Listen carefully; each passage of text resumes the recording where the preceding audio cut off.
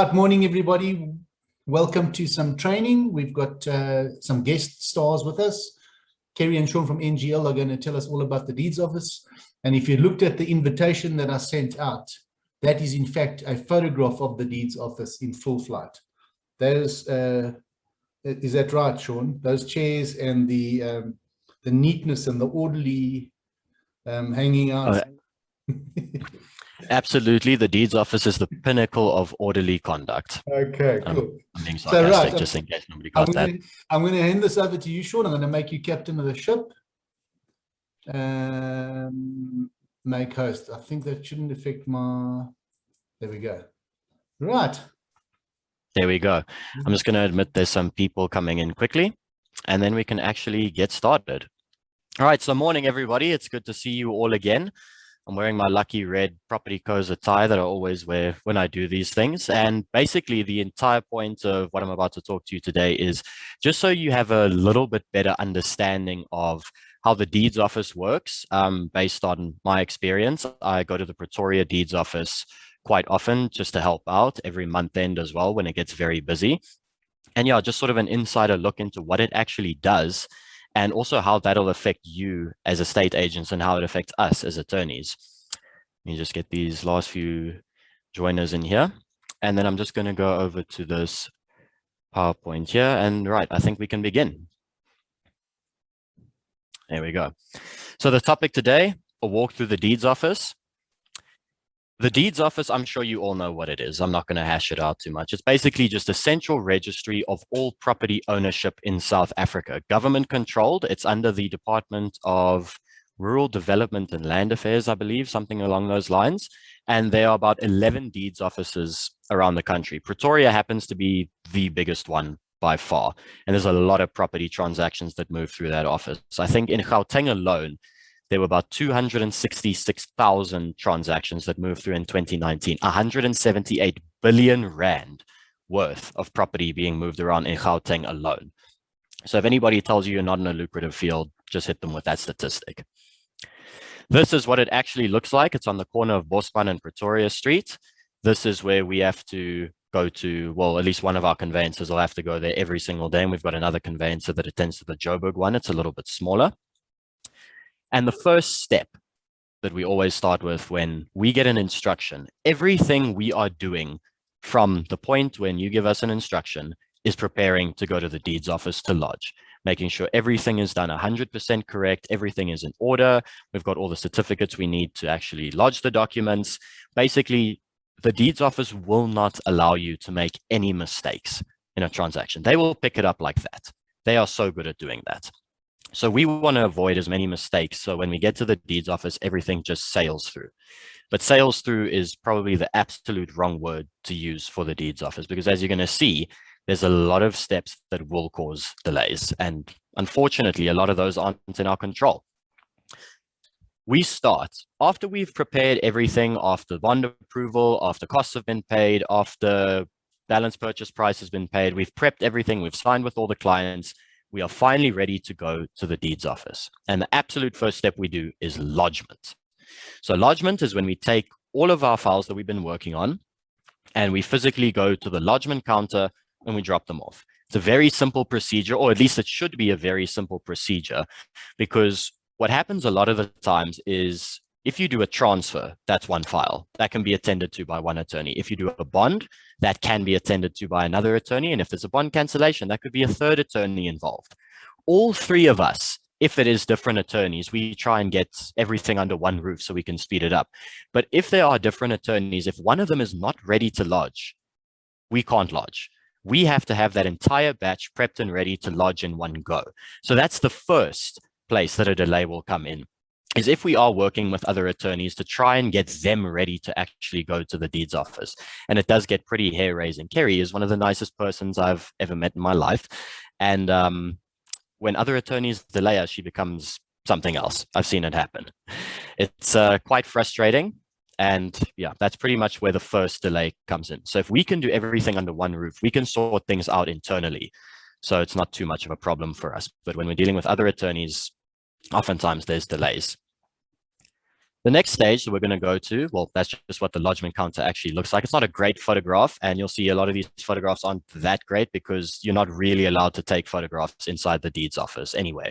So I don't know how this guy managed to sneak his camera in, but he did.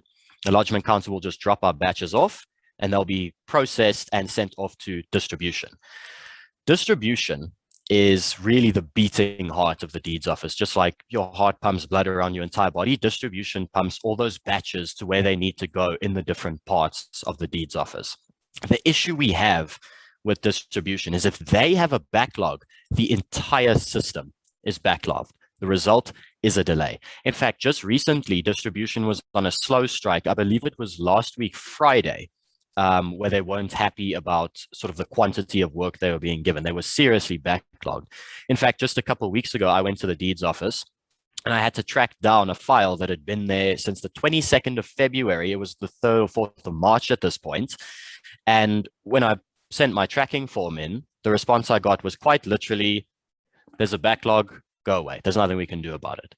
That is unfortunately the level of service you get from the deeds office. So when things do get held up at these different places, a lot of the times there is nothing we can do about it.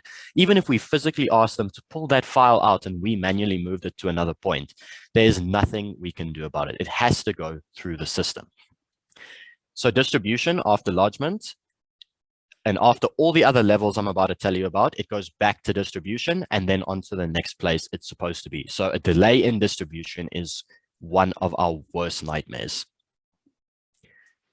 The actual distribution office is just a massive counter on the 5th floor, and you won't get in there and you won't be able to do any funny business to get things moved forward there. If it's stuck in distribution, that's where it sits. The first step that it'll go to after lodgement and after distribution is a junior examiner. These guys are still pretty adept at finding mistakes that have been made on the files. I mean, just because they're junior doesn't mean they're not skilled at what they do. And yeah, their job is basically to comb through all of our files, make sure everything is absolutely 100% perfect before they let it on to the next level. Now, the other issue we've been having with the deeds office is that recently, in light of COVID-19, they've been rotating examiners to try and keep as few people in the building as possible. Remember, the deeds office is 17 floors, and it was not designed for social distancing at all. I mean, it is the exact opposite of social distancing. So they are taking measures to try and keep numbers down and keep the building relatively unoccupied, which has, again, resulted in delays. If the examiners are off because they're not on rotation and your files are sitting with them, that means there is a delay. It doesn't get reassigned to another examiner. The system will automatically assign the batches to the different examiners based on workload. And it's an unfortunate reality we have to deal with the examiners being away. It'll then move back to distribution, but then onto a senior examiner who has even more experience in finding these mistakes. And these guys are also on a rotational basis. Again, the possibility of a delay. Finally, the third level, and this is also what we sometimes refer to as level 1, 2, and 3, level 1 being your junior, level 2 being your senior, and level 3 being your assistant registrar. Even though their title is assistant registrar, it's basically a fancy name for a super senior examiner. But these guys also have the privilege of sitting in the execution hall, which I'll get to in a second. And basically the conveyancers are allowed to execute deeds in front of them. So they're really senior and they really do know what they're doing at this point. Finally, it goes on to the stage we call prep. Now, this is the first time we will receive our file or our batch back from this whole journey that the deeds have been on in the deeds office. At this point, one of two things can happen. If there are no rejections and no queries and anything like that, it'll come back to us. Our job is then to put forward for execution. But before we do that, we have to make sure that there's no reason that we would want to hold off on execution. So all our financials will have to be in place. And basically any reason we don't want to put forward, we can hold off for a few days, and sometimes that is necessary. However, the deeds office will stamp on that file or that batch a must be registered by date. I think it's usually about 5 business days after it comes up on prep. If we do not register by that date, the deeds office system will automatically reject the entire batch. And a rejection means we start all the way back at step 1. We take those documents back and then have to re-lodge them, and the process begins again. Sometimes it does happen that, remember I said that different attorneys can attend to different parts of the transaction. Here's another problem. If one of those attorneys is not ready to proceed to register, we can sometimes run past that date, and we can't force those attorneys to proceed. If they say they are not ready, we physically cannot hand it in to be executed. So that is the potential for another delay, and sometimes it does happen. We try to minimize it as much as possible by liaising with them and saying we really need to proceed, but it is a possibility. The second option is that it doesn't come up on prep, it's actually rejected. Now, rejection means they've found a pretty serious error in the documents and they want us to fix it. What then has to happen is we take those documents that have been rejected, we take them back to our firm, we correct the error, and then we relodge. And again, if another attorney has also made a mistake, the entire batch is rejected. That other attorney must now go off back to their firm, correct the error, and then put it back in the batch and we relodge. It's also important to note that the examiners won't read past your first mistake. They will stop at your first mistake, they'll reject it, they will send it back. So if there's further mistakes in another attorney's batch, then that can also lead to a second rejection.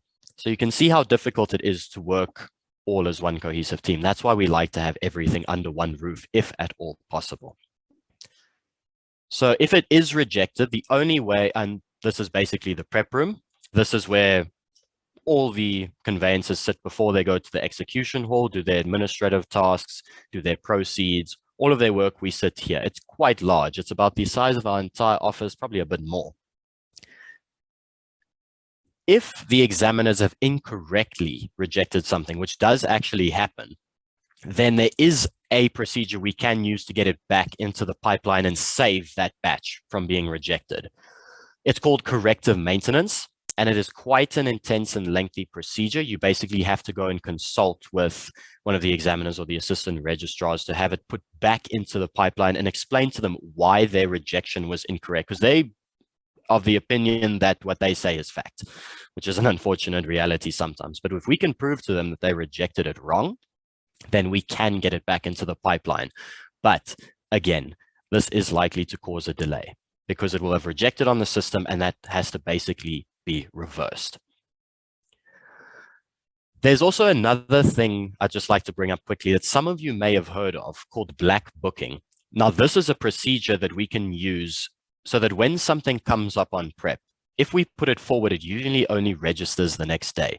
But sometimes it is extremely urgent that we have to register on the exact same day we get that batch on prep. Reasons would mostly be the expiry of clearance certificates or expiry of anything that would make the whole batch invalid. So say your clearance certificates are expiring that day or the next day, we would want a black book and just get it out of our hair and done. It's quite a sacrosanct procedure. They're very strict on granting permission for it. They will not grant it to you if you have a sub story about your purchaser needs to move in, or your seller's immigrating, or he really needs the money, or he's going to be out on the street. They couldn't care less.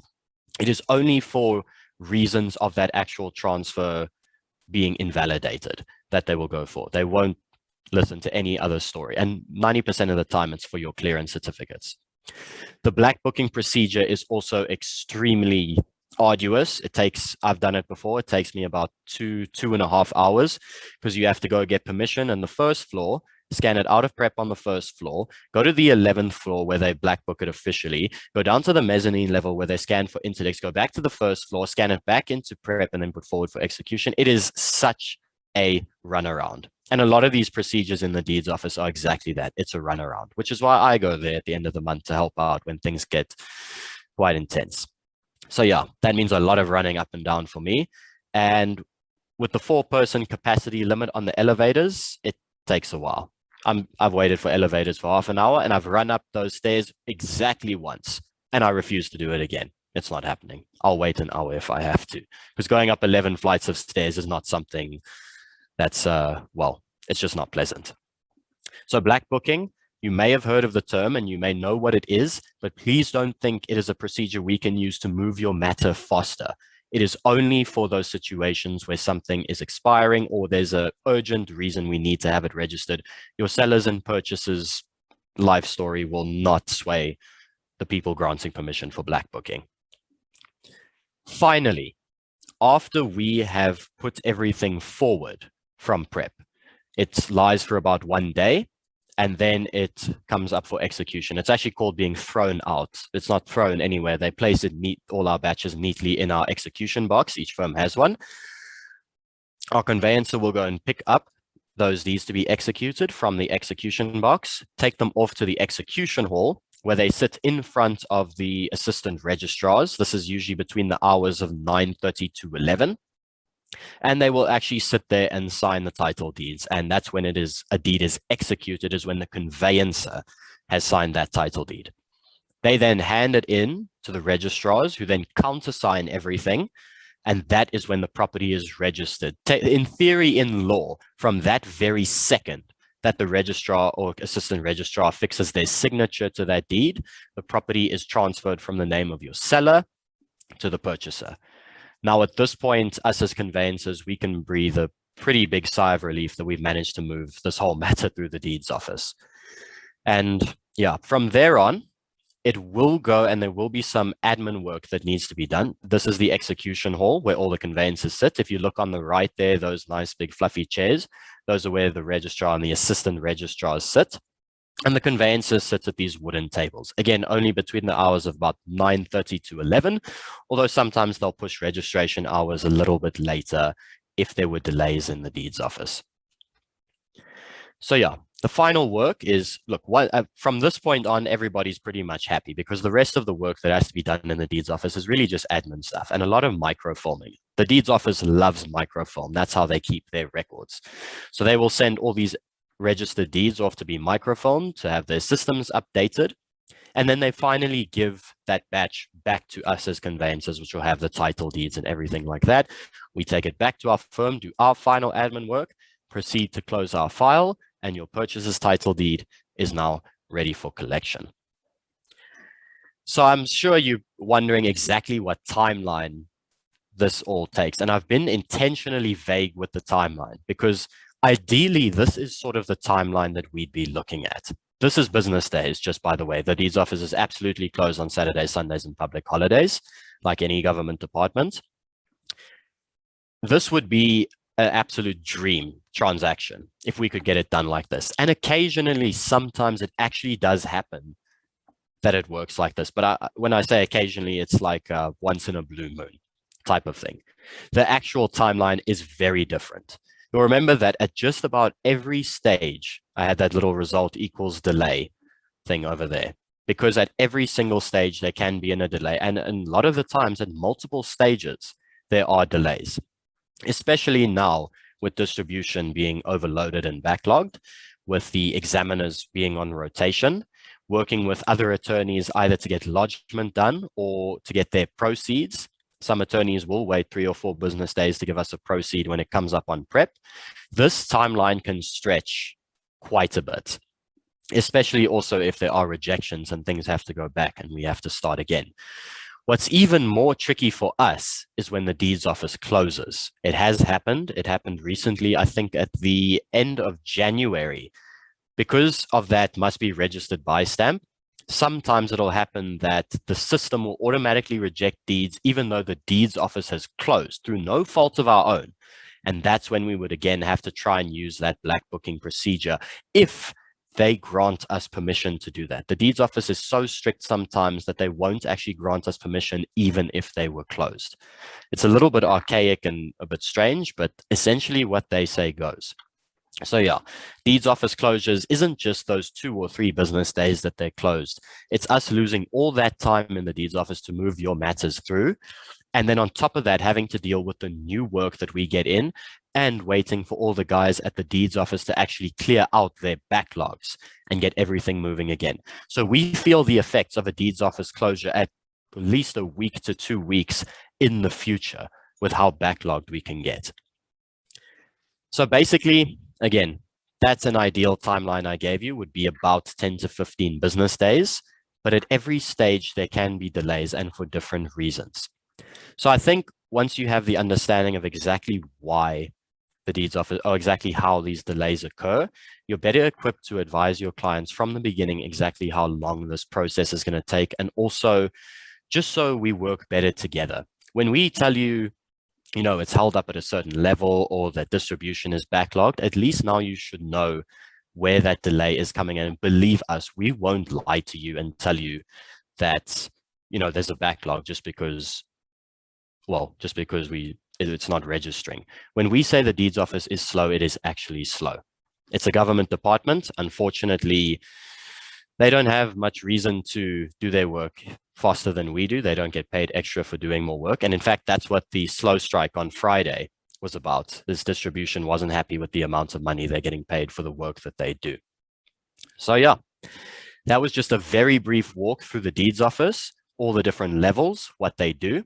The actual inner workings of the deeds office is a lot more complex than that. And as conveyancers, it takes us years to understand everything. But I just like to open the floor up to some questions, specific issues you might have, maybe some funny stories about the deeds office I can share, and then, yeah, we'll take it from there. Sean, when you talk about a batch, is it one transfer a batch, or do you batch many transfers together? So a batch is one transfer. They can be linked with other transfers, but I think the simplest way to think about it is if you as an agent sell a property, you now have one file to actually transfer the property from your seller's name to your purchaser's name. Let's say it was a cash deal, it would just be that one file. That's very easy for us to do because it's just the one file that goes in that batch. If you have a bond, there will be a bond registration attorney. So the transfer will be one file and the bond registration will be another file. That is a batch of two. That's very common for us because, I mean, almost all purchasers these days are purchasing on bonds. If the property has an existing bond over it, we have to do something, a bond cancellation, and that can also be a third attorney, which means there'll be a third file in that batch.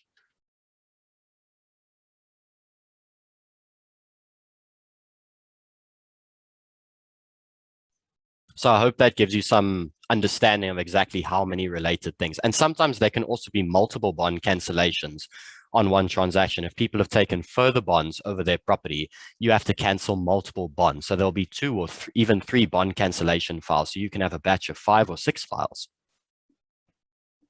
And yeah, Anton, sometimes you link up if the buyer is also the seller and the seller is the buyer, you can link up a batch. So it could be 6, 2 transfers, 2 bonds, 2 cancellations.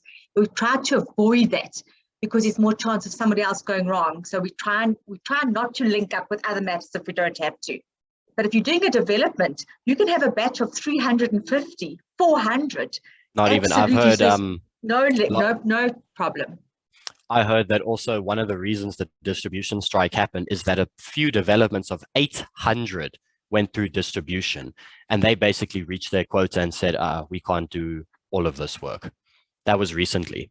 A development of 800 files in one batch. The linking's more related to finance as well as ownership. That's important. Sean, you seem to have sympathy with these guys. I'd be overjoyed to have 800 files on my desk. Believe me, I don't have very much sympathy for the people that work at the deeds office. Because a lot of the times they're slowing us down and they're slowing you down from getting your matters registered.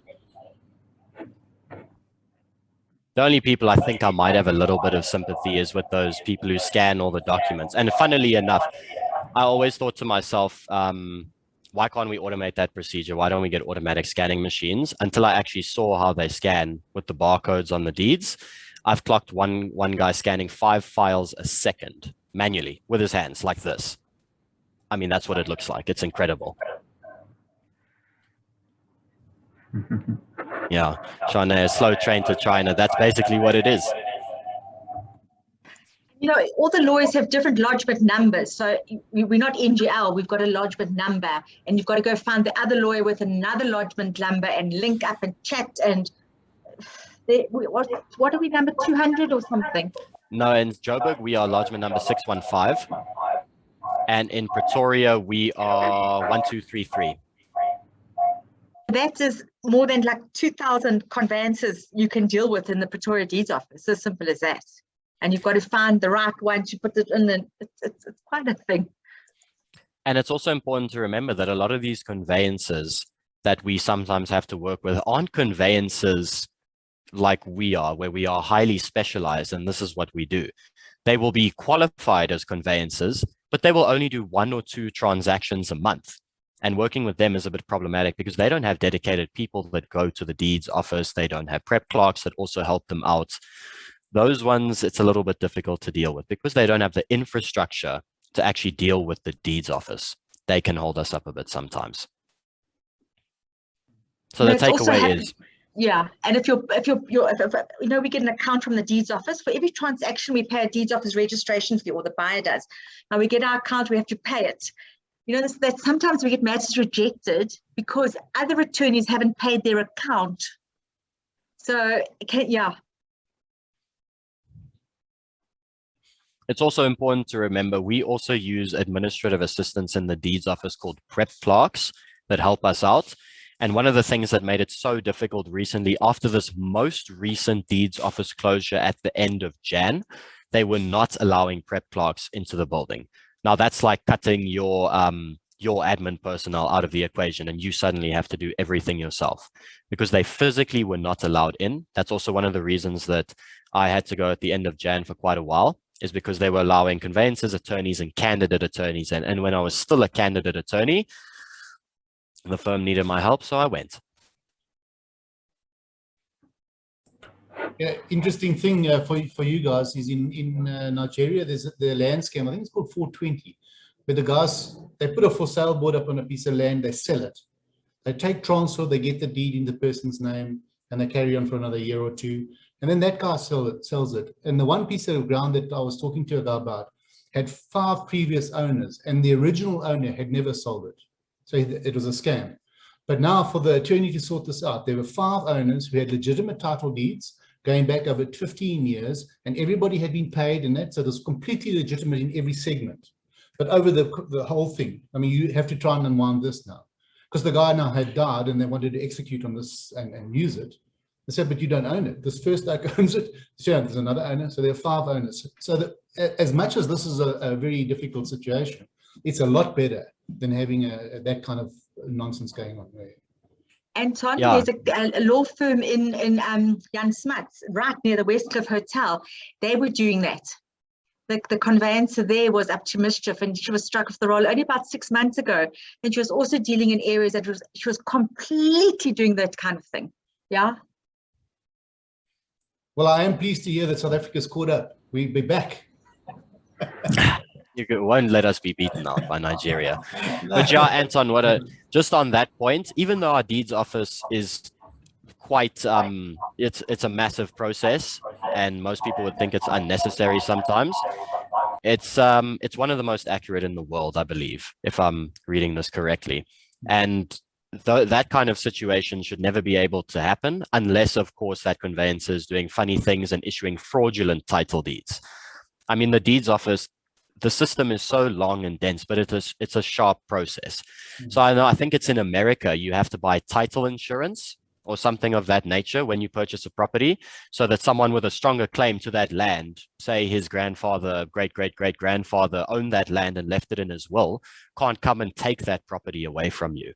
I believe that's the situation there, but I actually have to read more into it, because they have a sort of, I think everything, their deeds registry system is basically handled by their councils or their municipalities or their counties, I think. In South Africa, it's very, very top level. It's a very high level of government. In fact, all those deeds offices, those regional deeds offices, are basically offshoots of the main one in Pretoria. Cool. A question here, Sean. I was Sure. just going to know if a buyer is wanting to buy from the same seller, say 3 apartments, can we put it on the same sale agreement? And can you say, for example, say if it was 5, unit 1 to 5, or should you write 1, 2, 3, 4, and then the levy amount, the section number, or separately? Or can you say 1 to 5? I would write it separately just for clarity's sake.